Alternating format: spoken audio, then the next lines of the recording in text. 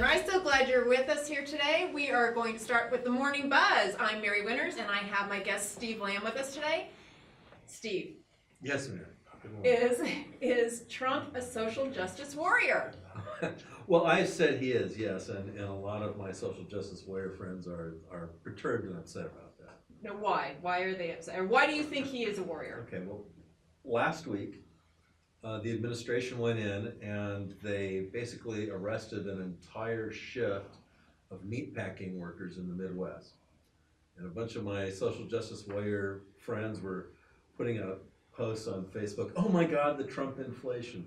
Oh my God, how could they arrest these people? No one who's a citizen is gonna work at this dangerous job for $8 an hour, on and on and on like that. Sure.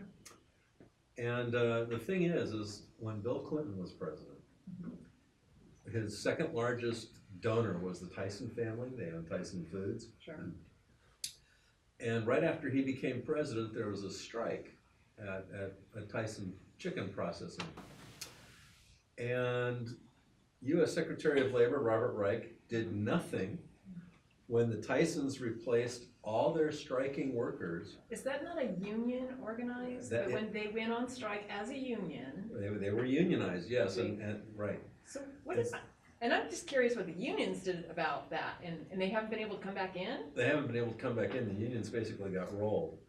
And they just replaced everybody with illegal aliens. And you know, that's the thing about crony capitalism, is it seeks the lowest paid worker it can find. And so here this job was in the Clinton administration, it paid between $12 and $16 an hour. Sure. Now, literally every unionized meat packers in the country is gone, and the job pays $8 an hour, which is probably, in terms of the wage right now, it's probably a quarter of the buying power it was when Bill Clinton was president. So do we have mostly illegal aliens working in those positions? I'm not clear on Almost that. every meat packer and processing plant now is completely full of illegal immigrant labor all through the country. Okay, so Trump has made it a point to go in and adjust that? Is that what you're saying? Well, he's at least done one.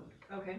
And you know, my social justice warrior friends are perfectly happy with slave wages as long as it benefits them. They're perfectly happy with people working for $8 an hour in a highly dangerous situation, in a highly dangerous profession, as long as their chicken wings are cheap. Yeah. And you know, so the slaveocracy is cool with them. And you know, this is a problem. Say that word again? The slaveocracy. Oh, interesting. Okay. And you know, this is a problem that goes through the entire American economy. Kevin Lynn and I, Kevin over at Progressives for Immigration Reform, we did a study where we were trying to figure out what the job cost in Los Angeles is, what the wage loss is from illegal alien labor in the construction business.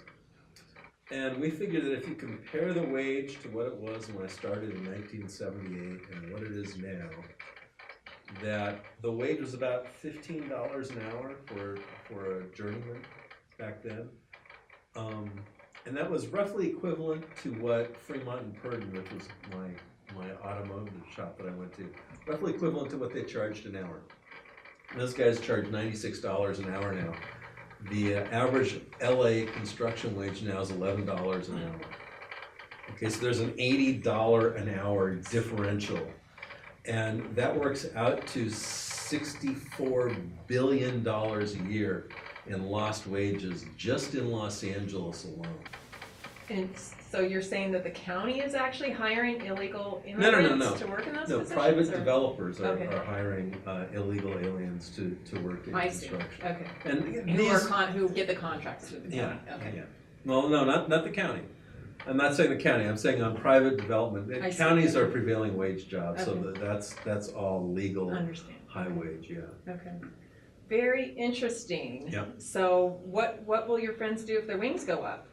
And people get their wages for sure. Wine, but you know, the other thing that's really interesting is that these prices have continued to go up as if the workers working on the assembly line were still getting paid at the buying power that they had 30 years ago. So there's a huge disparity between the pricing level of these crony capitalists, most of whom, oddly enough, are Democrats, And I hate to say, because I am a Democrat, but there's a huge disparity between the pricing level of the product and the wage that's being paid to produce it. So what do you think Trump will do about it as a social justice warrior? Well, I think when you start, like taking and prosecuting illegal aliens, and then you also prosecute the people who hire them. Sure.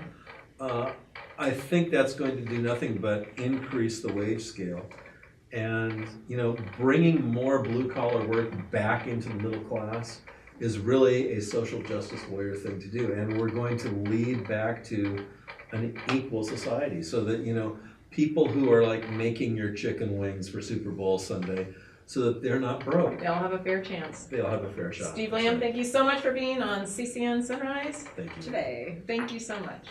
And we'll be back with another CCN segment.